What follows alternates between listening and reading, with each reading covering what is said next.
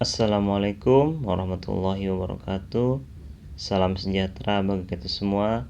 Salam Om Swastiastu, Namo Buddhaya, salam kebajikan. Perkenalkan, nama saya Jikri Wahyu Ramdhani dari kelas S2A kelompok 9. Video PPT ini saya buat untuk memenuhi tugas Fonologi Bahasa Indonesia. Kepada yang terhormat Bapak Irwan Siagian MPD selaku dosen pengampu mata kuliah Fonologi Bahasa Indonesia, saya akan membahas materi tentang akibat distribusi. Pengertian distribusi menurut Abdul Khair tahun 2019 halaman 99. Akibat distribusi adalah letak atau tempat suatu bunyi dalam satu satuan ujaran. Akibat distribusi ini akan terjadi perubahan bunyi yang disebut aspirasi, pelepasan, harmonisasi vokal, netralisasi. Pengaruh bunyi karena distribusi. Menurut Ahlan Hussein tahun 2000 halaman 42, pengaruh bunyi karena distribusi pada awal kata, tengah kata, atau akhir kata sering menentukan perwujudan bunyi tertentu. Pengaruh bunyi karena distribusi tersebut menimbulkan berbagai proses seperti aspirasi, pelepasan, pengaprikatan. Perubahan bunyi akibat distribusi meliputi aspirasi, pelepasan, harmonisasi vokal, netralisasi. Dikutip dari buku Abdul Khair tahun 2019 halaman 99. 1. Aspirasi. Pengertian aspirasi. Aspirasi adalah pengucapan suatu bunyi yang disertai dengan hembusan keluarnya udara dengan kuat sehingga terdengar bunyi H. Misalnya, bunyi konsonan letup bersuara B, D, J, G. Jika berdistribusi di awal dan di tengah kata, cenderung diaspirasikan sehingga terdengar B, D, J, G. Contohnya seperti kata baru menjadi baru, Sabtu menjadi Sabtu, jatuh menjadi jatuh, segar menjadi segar. Menurut Ahlan Hussein tahun 2000 halaman 42. Masih dalam pengertian aspirasi, menurut Abdul Khair, aspirasi adalah pengucapan suatu bunyi yang disertai dengan hembusan keluarnya udara dengan keras sehingga terdengar bunyi H. Misalnya bunyi H pada kata gelong menjadi gelong. Proses terjadinya aspirasi. Bunyi yang mengalami proses aspirasi disebut bunyi aspirat. Proses aspirasi sendiri merupakan proses artikulasi sekunder atau sertaan. Letupan yang muncul setelah bunyi tidak bersuara dilambangkan dengan H. Misalnya bunyi konsonan letup bersuara B, D, J, G. Jika berdistribusi di awal dan di tengah kata, cenderung diaspirasikan sehingga terdengar B, D, J, G. Contohnya pada kata senggol, durian, dada, sendok. Jenis-jenis konsonan dalam aspirasi menurut Ahlan Hussein tahun 2000 halaman 42. 1. Konsonan hambat bersuara bila biar P dan B. 2. Konsonan hambat bersuara alveolar D. 3. Konsonan hambat bersuara palatar J. 4. Konsonan hambat bersuara velar G sehingga terdengar suara B, P, D, G. 1. Konsonan hambat bersuara bila biar P dan D. Penghambat artikulator aktifnya adalah bibir bawah dan artikulator pasifnya adalah bibir atas, seperti bunyi P dan B. Perbedaannya antar keduanya ialah P sebagai konsonan keras tak bersuara, sedangkan B adalah lunak bersuara. Contohnya seperti kata ajaib. Huruf B diucap sebagai P. Jadi ajaib. 2. Konsonan hambat bersuara alveolar D atau dantal D. Konsonan yang terjadi bila penghambat artikulator aktifnya adalah ujung lidah dan artikulator pasifnya adalah gigi atas, bunyi yang dihasilkan T dan D. Bunyi dantal T adalah konsonan keras tak bersuara, sedangkan D adalah lunak bersuara dan hambatannya lebih pendek daripada T. Contohnya bunyi T dan D pada kata amboy dan amboi. Semua bunyi D pada akhir kata diucapkan sebagai T, walaupun ditulis dengan huruf D. Misalnya kata babad dan babat. 3. Konsonan hambat bersuara palatar J.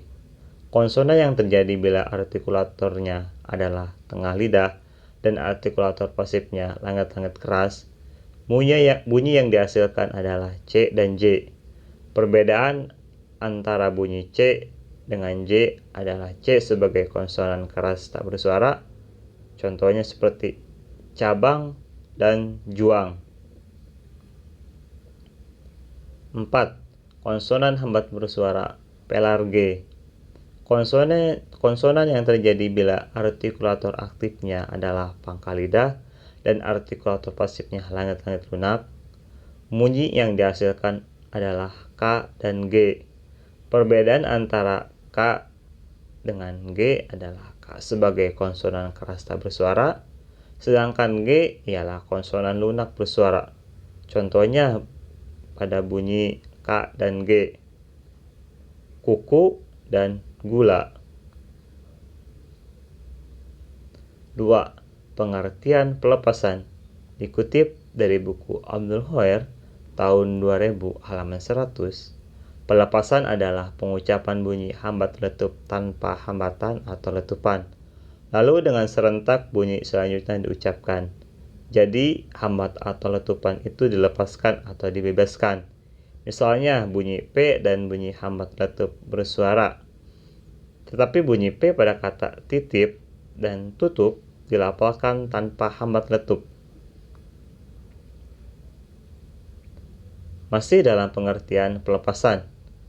Menurut Ahlan Hussein tahun 2000 halaman 42, pelepasan adalah bunyi hambat letup yang seharusnya dihambat atau diletupkan, tetapi tidak dihambat atau diletupkan.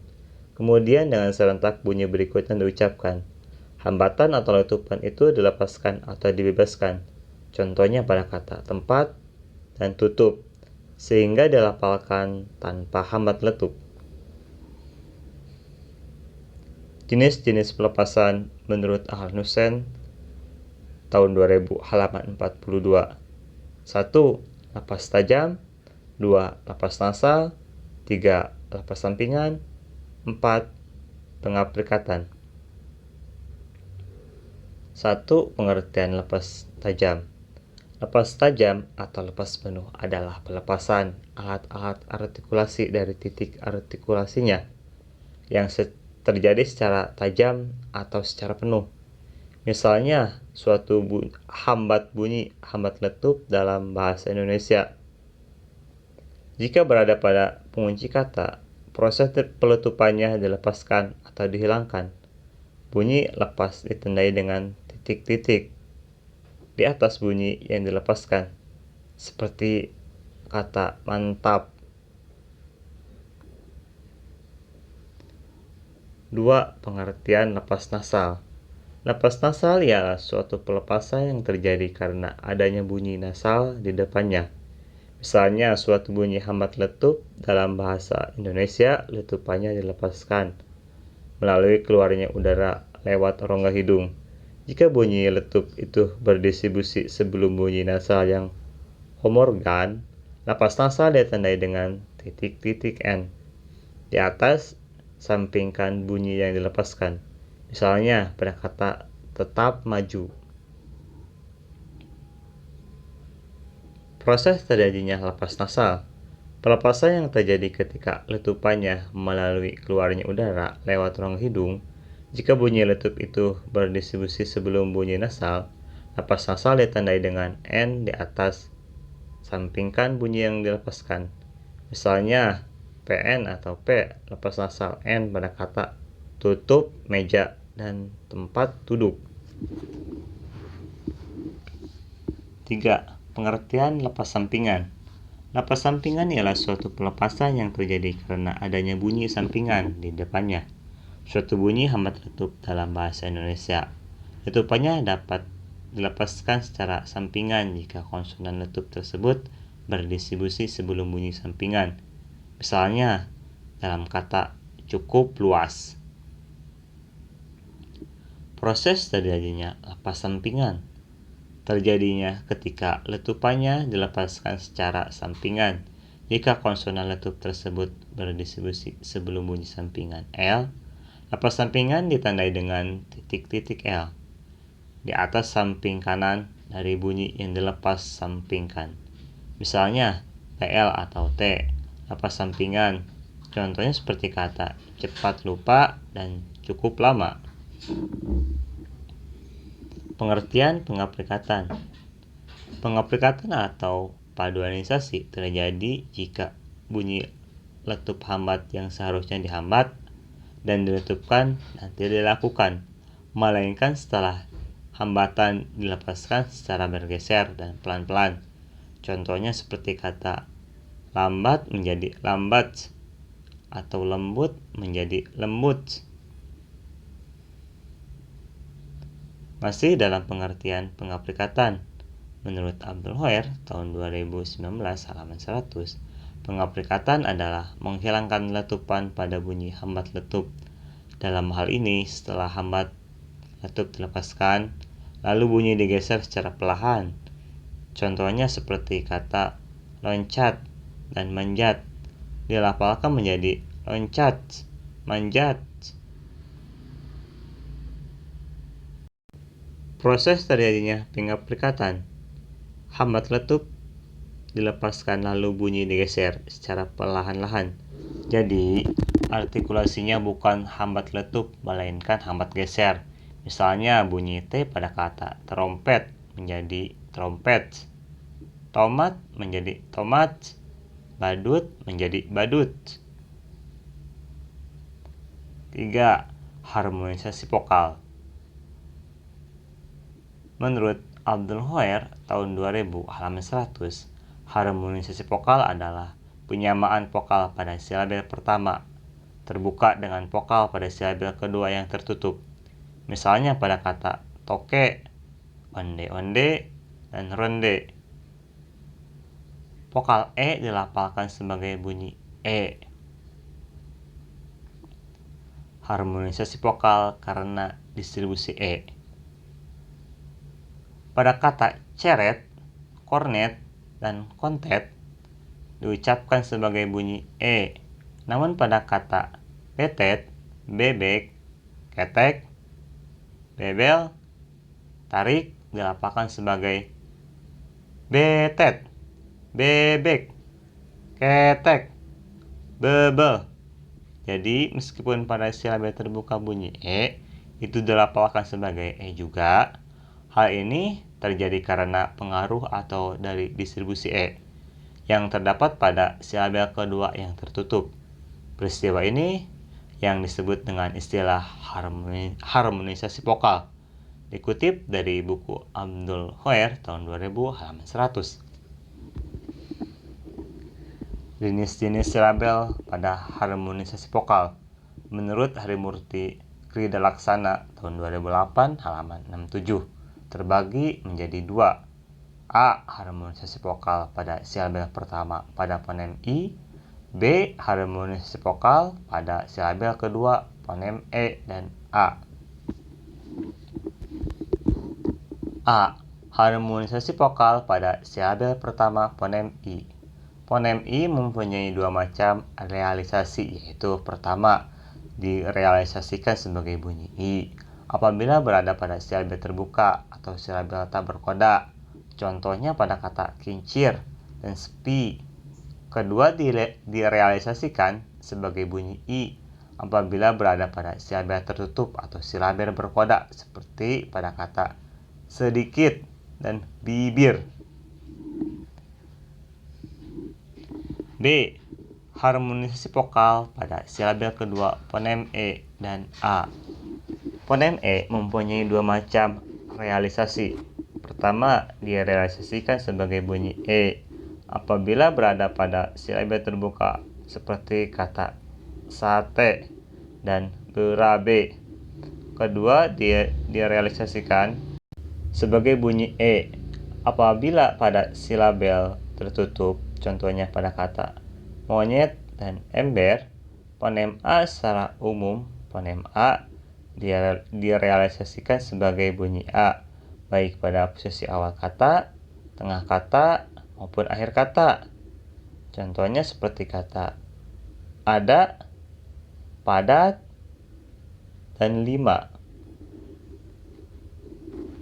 4. Netralisasi menurut Abdul Khair. Netralisasi adalah hilangnya kontras antara dua buah fonem yang berbeda. Misalnya bunyi B pada kata jawab bisa dilafalkan pada bunyi P dan juga sebagai B, sehingga kata jawab itu bisa dilafalkan sebagai jawab dan jawab. Masih dalam pengertian netralisasi menurut Mas Nur Muhlis, tahun 2008, halaman 112.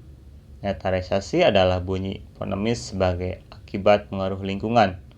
Untuk mencermati kasus ini bisa dicermati ilustrasi berikut dengan cara menentukan pasangan minimal. Misalnya pada kata baran menjadi barang, paran menjadi parang. Bisa disimpulkan bahwa dalam bahasa Indonesia ada fonem B dan P bisa batal setidak-tidaknya bermasalah karena dijumpai bunyi yang sama. Jenis-jenis netralisasi menurut Ahlan Hussein, tahun 2000, halaman 115. Terbagi menjadi dua. 1. Netralisasi arkifonem. 2. Netralisasi variasi fonem. 1. Netralisasi arkifonem. Netralisasi arkifonem yakni golongan fonem yang kehilangan kontras pada posisi tertentu. Netralisasi arkifonem bisa dilambangkan dengan huruf besar seperti D, ditulis huruf kapital yang memiliki alternasi atau varian fonem T dan fonem D, seperti pada kata babat. Untuk babad dan babat jadi T dan D, bukan alofon dari D. 1. Netralisasi variasi fonem. Netralisasi variasi fonem yakni suatu fonem bervariasi dengan fonem lainnya dalam suatu kata tanpa mengubah makna. Fonem yang dapat menggantikan posisi fonem lain tanpa membedakan makna hanya sebagai variasi saja, contohnya seperti kata belum menjadi belum, ubah menjadi obah. Simpulannya, berdasarkan analisis data di atas, bisa disimpulkan bahwa adanya perubahan dalam bunyi, yaitu akibat distribusi yang meliputi aspirasi, pelepasan, harmonisasi vokal, dan netralisasi. Akibat distribusi ini merupakan bentuk perubahan bunyi dalam kajian fonologi, karena dipengaruhi oleh letak suatu bunyi dalam satuan ujaran, maka akan berpengaruh bunyi dalam bahasa Indonesia.